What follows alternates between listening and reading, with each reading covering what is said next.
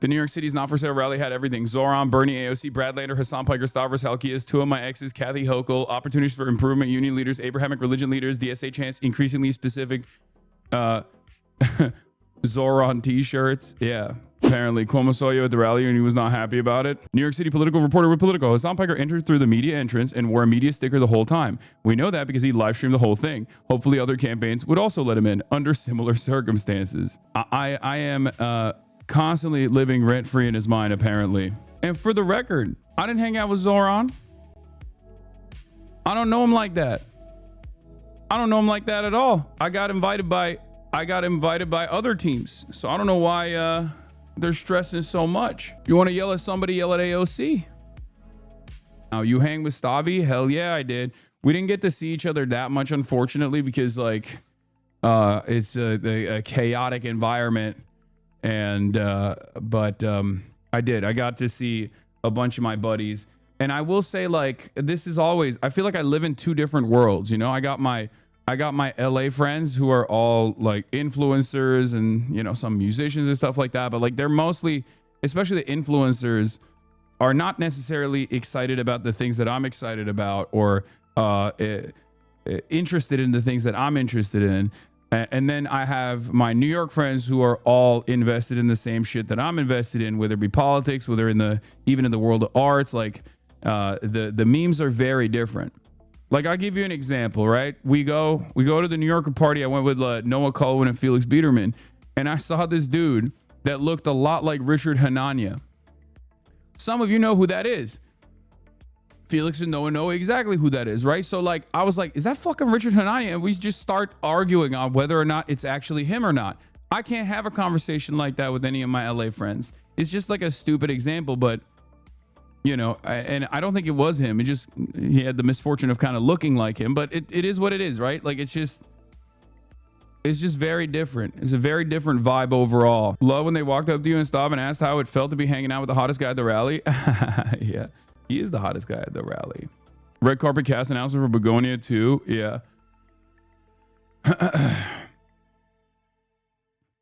I saw you at the Zohran rally and didn't say hi because you were swarmed by people. I felt so bad. I saw you sitting in the bleachers and you were not that far, but you clearly seemed overwhelmed. I was the most overwhelmed I've ever been. I'm gonna be honest with you. It was crazy. It was unironic. Yeah, I saw this Turkish California meets Greek New Yorker.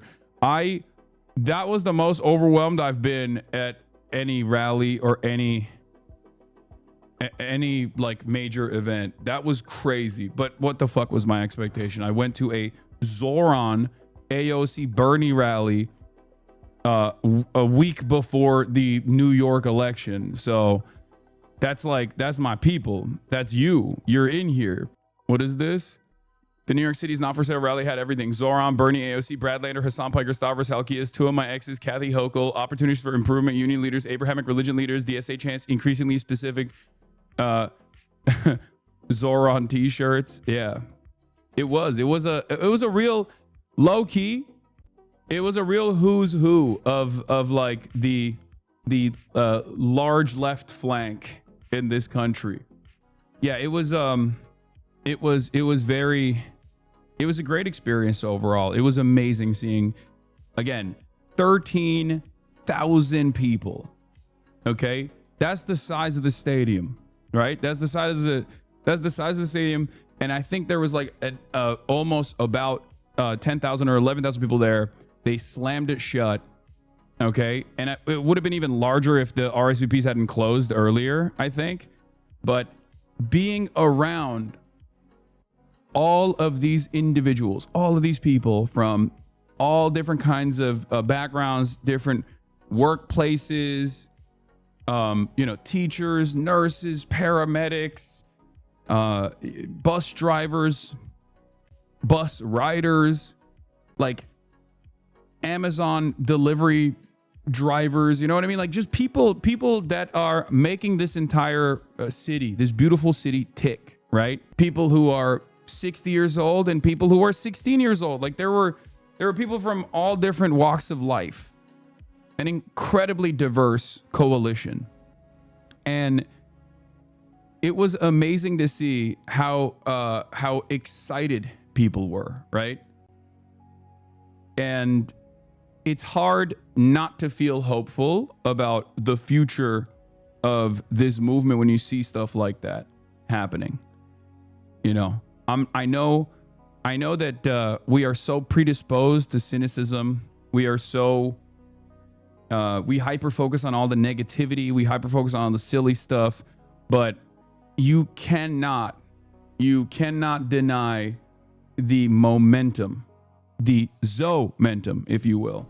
And and I also understand it too, like, cause like Bernie says some stuff every now and then, and you're like, why are you saying that, Bernard? Why are you doing that? And it's like, you just have to take it in stride. You know, does your cynicism ever get better? The better of you, even in times like this, like that he will fuck it up or something will go wrong. I know it's like you just push through, but nowadays it's an issue.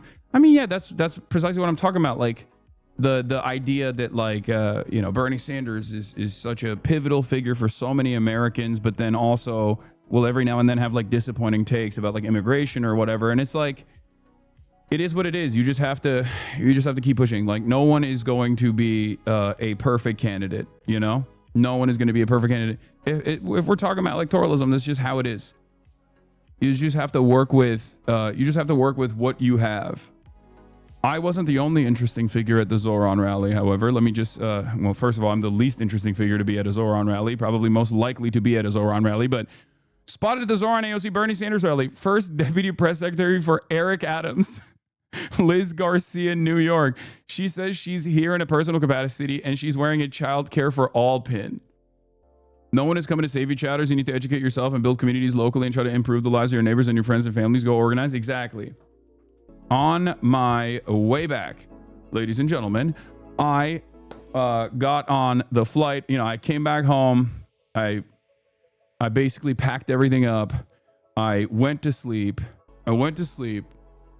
Woke up super early, got on the flight, and lo and behold, who's sitting next to me?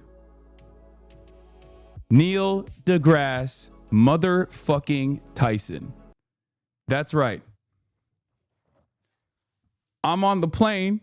I sit down. I see a man wearing a Indiana Jones hat. I'm like, who's this guy? Yeah. He was sitting right next to me on the seat next to me. Okay. It was pretty cool. At first I didn't say nothing to him. Right. You know, you can't be like crazy. You can't be weird about it. But I had also, he took a selfie with me afterwards, but I'll get to that in a second. So we just start having, like, I briefly started talking to him, and in my mind, I'm thinking, I can't fart anymore. Okay. That's my first thing that I'm thinking. I'm like, there's no way. I already learned the hard way when someone else did that to me on one of the flights recently, where I was like, I'm a no farter on airplanes now. I don't do that anymore. Like, I've already talked about it, but regardless, aside from that, okay, listen. We start talking and stuff. First of all, he is so woke. He is Mr. Woke. And not only is he Mr. Woke, but he's also very woke in like in ways that I think in an understanding of politics that I normally don't see from people in that age group. Okay? And I talk to a lot of people who are fairly knowledgeable about politics in that age group, whether they be politicians or whether they be consultants, whether they be members in the media. And in many circumstances, their understanding of specifically China, for example, is not like as comprehensive, as open-minded.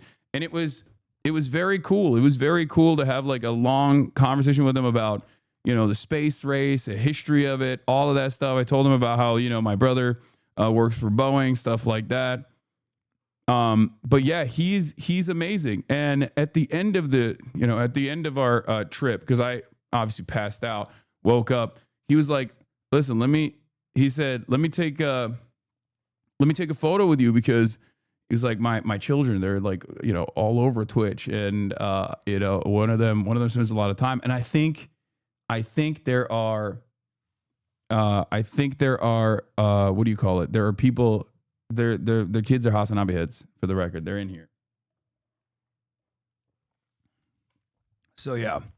And I also, I literally didn't even ask him to be on the Fear M podcast, but I did actually ask him to be on with Adapt, because a couple days ago, I had seen Adapt talking about who his number one collab is, like who his number one like dream collab is, and he was asked about it, and he said, "Oh, Neil deGrasse Tyson," and I was like, "All right, well, I gotta try and make this happen." So after talking to him all the entire time, I mean, he said, "Well, let's connect, and I'm sure we'll figure out a way." I was like trying to get out of there, but but yeah, I'm gonna try to see if I can get him linked up with Adapt while he's here, while he's in LA, because he's not based out of LA. He lives mostly in New York, but I think he's here to do some media stuff.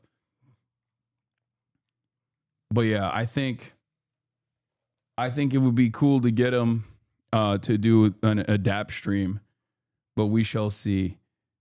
The HasanAbi method have crazy cool interactions and take zero fucking photos. I mean, he took a photo. Maybe he'll post it. I don't know. Maybe his son will post it and then we'll find it. But he took a little selfie photo. I didn't ask for one. I thought it would be not very cool of me to do so. All I can think about is Austin saying the science guy, and everyone saying Bill Nye, and Austin saying no, Neil deGrasse Tyson. Yeah. But it was very cool. It was very cool. He's the man. He's a very nice guy, interesting guy. Anyway, he also, the entry point to the convo was quite literally that he's done the Adam Friedland show. I was like, oh, I think you did one of my friends' podcast, the Adam Friedland show. And he was like, yeah. But in any case, that was cool. That was fun.